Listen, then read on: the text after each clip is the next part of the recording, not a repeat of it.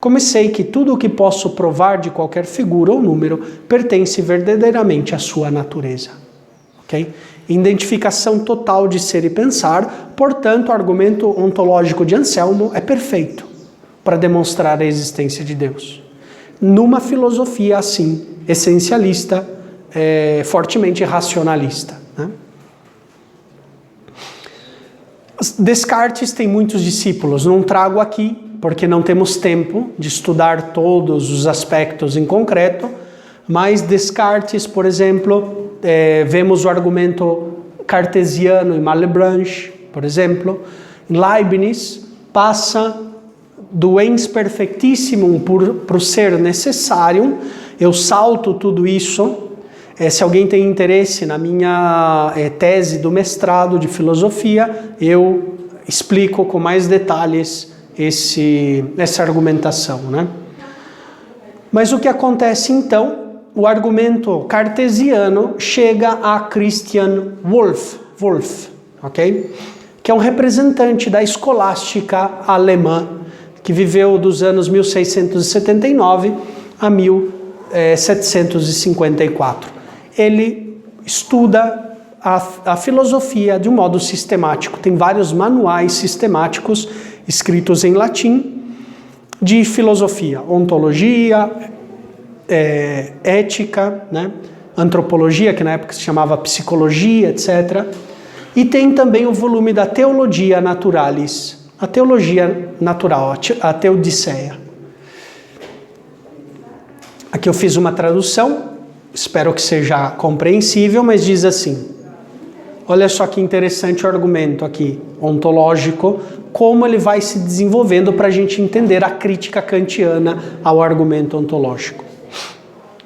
O ente a se significa que não depende de outro, ok? Ente absoluto, o ente por excelência, né? O ente a se existe, porque é possível. Vocês vão lembrar de Duns Scoto. Aquilo que pode ser pensado sem contradição é possível, ok? Eu penso Deus est sem contradição, portanto, existe. Tudo que pode ser pensado sem contradição, para Duns Scoto, existe. O ens possibile, né? Então, o ente a se existe, porque ele é possível. Com efeito, o ente a se tem razão suficiente da existência na sua essência. Quando você pensa Deus, até mesmo o insensato pensa Deus como existente, algo que existe, mas não com qualquer existência, com a existência perfeitíssima, ok? Então, na ideia de Deus, já está incluída a sua existência. É um pouco a mesma coisa que tinha dito Descartes aqui. Ou seja, eu penso Deus como algo tão claro e distinto, tão que não tem como, ou seja, pertence à sua natureza, a natureza dessa ideia pertence a existir. E continua Wolff dizendo: consequentemente, através da sua essência se compreende por que exista e, portanto, existe porque tem esta essência. Ok? Aqui estamos no essencialismo por excelência, né?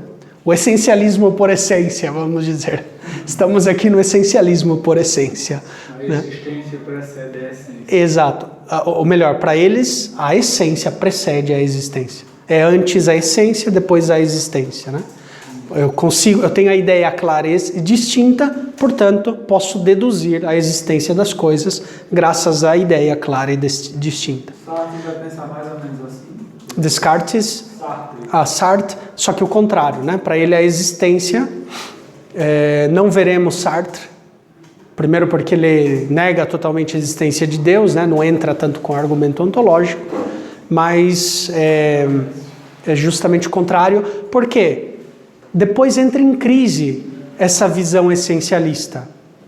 A filosofia passa da filosofia do ser para a filosofia do pensar, com Nietzsche, Freud, os filósofos da suspeita, entra em crise a filosofia do pensar e agora entra a filosofia do falar, ok? A filosofia da linguagem, porque a gente passou do ser para o pensar, do pensar para o falar, né? Porque a linguagem é convencional, eu tenho que entender o que você quer dizer, que realidade você quer significar quando você fala tal termo. Então nós somos construtores de significado. Isso é um pouco a síntese da filosofia da linguagem. E Sartre entra nessa vertente, ok? Da filosofia do falar. Então, quando nós falamos o ser, nós damos significado às coisas, a linguagem cria o ser das coisas, né? Então, em síntese, muito, muito sintética um pouco isso, né? E continua dizendo Wolff, com efeito, através da essência, o ente é possível, ok? Se eu tenho essa ideia, é possível de tal modo que pela essência, a sua possibilidade intrínseca se realiza. Ou seja, mais claro do que isso, impossível, ok? Pela essência, a sua possibilidade intrínseca se realiza. Portanto, o ente a ser existe. Por quê? Possível. É uma argumentação perfeita, ok? O ente a ser existe porque é possível e termina concluindo com o que ele começou aqui. Okay? Este tipo de argumentação foi aquele conhecido por Kant e criticado por Kant. Possivelmente Kant nunca leu o argumento de Santo Anselmo, possivelmente. Nem conheceu o argumento de Santo Anselmo. Né? Muito menos a crítica que Santo Tomás de Aquino fez, ou outras coisas. Né? Possivelmente não tem, digamos, um conhecimento. O que Kant conhecia, sobretudo, era Wolff. E Kant, ele era um discípulo de Wolff no começo, quando ele dizia que ele vivia no sonho dogmático. Ok? Então, Kant, ele era fortemente dependente dessa filosofia racionalista, formalista, essencialista. Tá? Ele tem uma obrinha que se chama O Único Argumento para Demonstrar a Existência de Deus. E aí ele trata do argumento de Wolff, do argumento ontológico. Aí né? Aí Kant trata o argumento de Santo Anselmo como o único possível para demonstrar a existência de Deus. Só que ainda ele estava no seu período dogmático, no seu sonho dogmático. Né? Então diz Kant que um belo dia, através de um amigo na universidade, ele começou a ler os livros dos empiristas ingleses. Né? E lendo empiristas ingleses, ele diz que ele despertou do sonho dogmático. E a síntese aqui tem, por causa do tempo também, não temos muito tempo, mas fazendo uma síntese de Kant, o Kant pós-dogmático, por assim dizer, o que aconteceu com ele? Ele se deu conta que existe na nossa mente dois tipos de juízos, ok? Os juízos sintéticos, que são aqueles que expressam seres reais, isto é mesa, isto é casa, isto é computador, isto é lousa, ou seja, sintético, que eu posso experimentar, ver, tocar, fazer a experiência sensível. E existem juízos analíticos, que nós não temos experiência sensível. Por exemplo, o todo é maior que a parte. Ou, por exemplo, todas as formas matemáticas, que o quadrado tem 4 ângulos, né? O triângulo 3 ângulos. Nós não temos experiência sensível dessas formas matemáticas. A gente faz um juízo analítico, ok? 2 tipos de juízos, analíticos e sintéticos para Kant. Para que o argumento de Santo Anselmo valha na realidade, seja eficaz, de fato, para Kant, a partir desse momento, se necessitaria existir um juízo sintético a priori. Então, um juízo, vou colocar aqui, sintético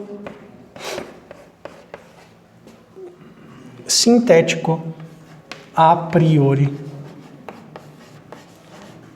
Porque os juízos analíticos são a priori, ok? O círculo, imediatamente.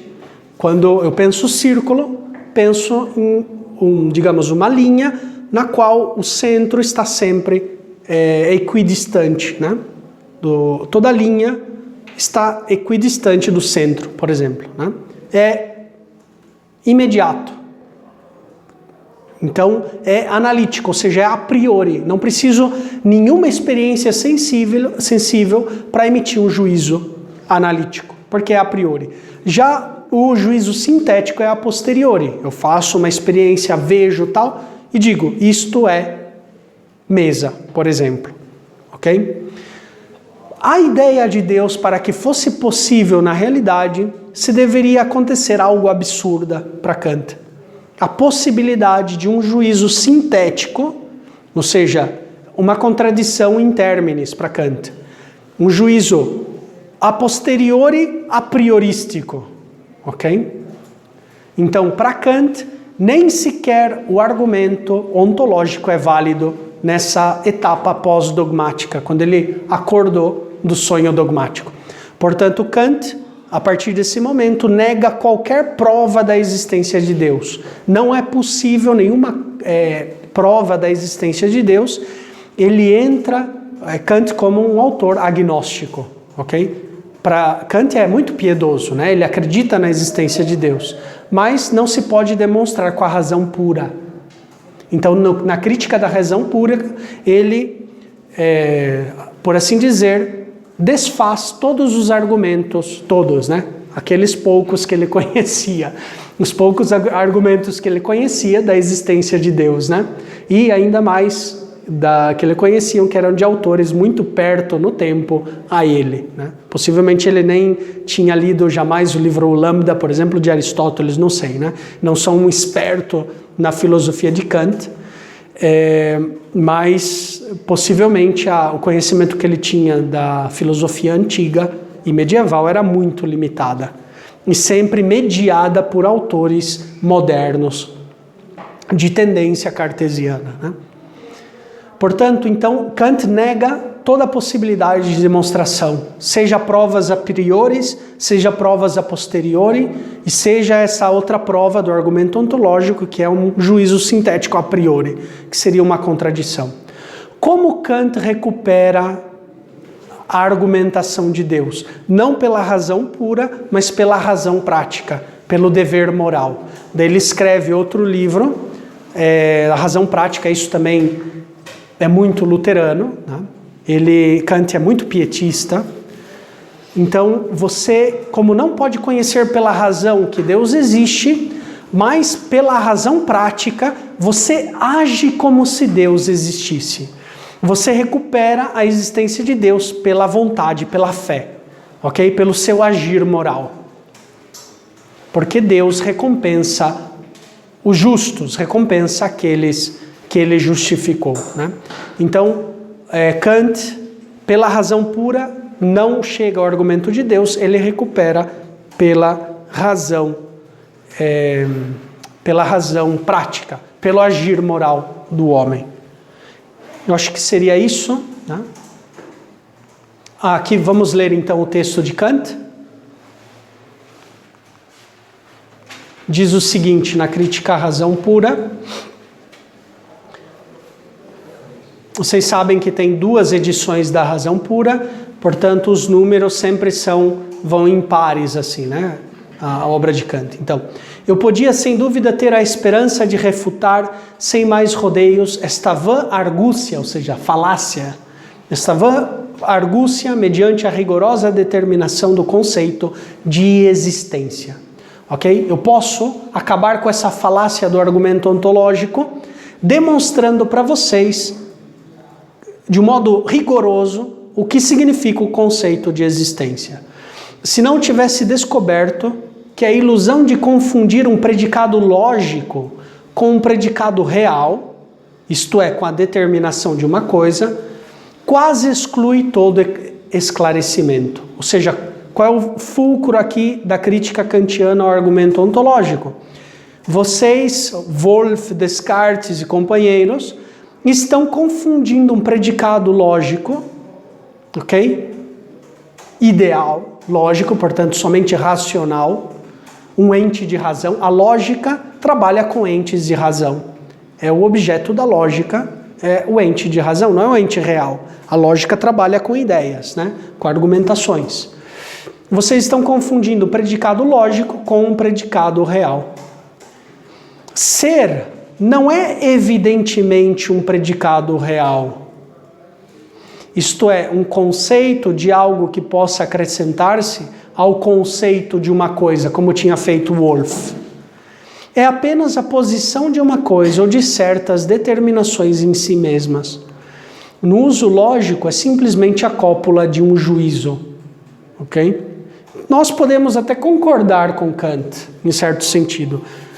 Conhecendo a argumentação de Wolff, conhecendo a argumentação de Descartes, até mesmo a argumentação de Duns Scoto, pois tem razão Kant. Ou seja, se você entende o ser simplesmente como um predicado lógico, né, como uma essência também, portanto, como uma propriedade da essência, você está realmente confundindo dois âmbitos, né? E ele fala, não é isso, ou seja, não é simplesmente uma propriedade a qual você pode acrescentar. Lembrem-se aqui de Wolff, que ele diz, ó, através da essência, o ente é possível, porque de tal modo que pela essência a sua possibilidade intrínseca se realiza. Né? Ou seja, o ente a ser tem razão suficiente da existência na sua essência. Ou seja, a existência, para Wolff, é uma propriedade da essência de Deus. Ok? Então, é isso que Kant está aqui criticando. Não é uma propriedade real da essência, a existência. E ele fala aqui, a gente pode estar em desacordo com essa definição ou não de Kant, né? Que ser é simplesmente a posição de uma coisa ou de certas determinações em si mesmas. Na lógica, é simplesmente a cópula de um juízo, é o verbo é, né? Um insensato diz em seu coração, Deus não é, Deus não existe. Portanto, tem essa significação. Em síntese, o que faz Kant é justamente isso. É impossível ter de Deus um juízo sintético a priori. Ok? Em certo sentido. Por isso ele nega qualquer prova da existência de Deus, porque para ele a prova por excelência era a prova ontológica de Anselmo, né? Ou que ele conhecia em Santo Anselmo. Depois, para concluir aqui, deixo para vocês uma bibliografia bem básica mesmo sobre o tema. Por exemplo, para conhecer a filosofia de Duns Scoto, muitas estão em italiano, outras idiomas, não tudo infelizmente está traduzido ao português, mas tem esse aqui de Bettoni, Duns Scoto filósofo, sobre a filosofia de Duns Scoto. Chaverri, Perspectivas Kantianas al trasluz de dos prólogos, é um artigo de revista, publicado em Estudos Filosóficos, onde também uma síntese do pensamento de Kant. Colomer, um livro, me parece que são 2 volumes, se não me equivoco, Pensamento Alemão de Kant a Heidegger, na segunda edição. Esse numerinho aqui devia estar aqui em cima, 1993. Fernandes, Los Filósofos Modernos, Descartes a Kant, da BAC, Madrid. Etienne Gilson, El Ser e los Filósofos. Aí ele faz um estudo muito interessante, nessa publicação 2001, na 4ª edição, El Ser e los Filósofos, onde ele fala justamente do esquecimento do ser, como vai se transformando uma filosofia essencialista, idealista. Né? Depois, Malebranche, onde tem um argumento ontológico, Batista Mondin, na História da Metafísica, no volume 2º e 3º, tem todo esse desenvolvimento da metafísica. Olivetti, esse também é um bom estudo se vocês querem entender o argumento ontológico na história, está em italiano, Olivetti, l'argomento ontologico. Esse é um artigo que a gente pode baixar na internet, na Alfa Omega, número 6, de Leopoldo Prieto, muito bom. Interpretación en esbozo de la filosofía de Kant. Ele dá uma síntese, até mesmo para se vocês estão preparando história da filosofia, ele faz uma síntese da filosofia kantiana. Leopoldo Prieto é muito bom sobre Kant. Depois tem Seidel, i limiti della ragione imposti alla ragione da Kant, ou seja, os limites da razão impostos à razão por Kant. E depois a Summa contra Gentiles, que eu usei, e a Summa de Teologia na prima pars de São Tomás de Aquino, onde ele trata o argumento ontológico. Deveria ter colocado aqui também, pois é Duns Scoto, aquelas citações que eu coloquei, também Anselmo. Né? Eu queria perguntar sobre Duns Scoto, porque ao menos para mim ficou um pouco confuso. E o senhor disse que, de acordo com ele, ser é igual a não contraditório, né? Exato. E daí o irmão falou que, de algum modo, isso não está errado. Mas como isso pode não estar errado? Então, Duns Scoto tem vários problemas do ponto de vista filosófico, metafísico. Né? Ele, como teólogo, é um bom teólogo, excelente teólogo. Né? Do ponto de vista filosófico, é criticado. Talvez não todos, tem gente que tem uma filosofia mais essencialista e Duns Scoto está tudo bem. Né? Tem um problema do Scoto prévio, que não deu tempo aqui para explicar, né? Não seria o caso. Quem sabe no futuro até posso fazer uma aula sobre Duns Scoto, explicando um pouco a filosofia de Duns Scoto. Mas ele tem uma visão do ser, do ente, né? Do ente, unívoca, não análoga. Ok? Para o realismo clássico aristotélico tomista, o ente, ou seja, o ser é análogo. Então, ser se diz de muitas maneiras, de muitos modos. Né? Se aplica um primeiro, sobretudo a substância, mas depois, analogamente, se aplica também aos analogados. Né? Ou seja, existe um grado de uma graduação, uma participação analógica no ser. Para Duns Scoto, não, é unívoco. Tudo é ser. Deus é, eu sou, tu és, assim, ok? Isto é, o ser é unívoco, não existe uma analogia no ser. Portanto, quando você já perdeu a noção de analogia, você começa a migrar para esse tipo de visão, ou seja, existe o que não é contraditório, ok? O que não é contraditório é possível, ok? Estamos aqui no âmbito da lógica. Qual é a possibilidade de algo seja verdadeiro ou falso na lógica? Que não seja contraditório, que não tenha contradição. Portanto, a existência do ponto de vista lógica implica esse, vamos dizer assim, esse princípio de não contradição do ponto de vista lógico. Não sei se eu consigo explicar melhor. Ou seja, algo que pode ser pensado sem contradição existe, porque não é contraditório. Pensar, por exemplo, um gárgula ou uma quimera, né, esse leão com asas e tal. Eu penso, mas eu penso com contradição, ok? Quando vocês pensem, por exemplo, a mula sem cabeça do nosso folclore, ok? Não tem como, é contraditório. Como uma mula sem cabeça? Morre, né? Ou seja, isso não existe. Portanto, o predicado, vamos dizer assim, do ponto de vista lógico, o predicado ou seja, a existência não se predica desta essência da mula sem cabeça, por exemplo. Ou Saci Pererê, ou qualquer outros seres que não existem.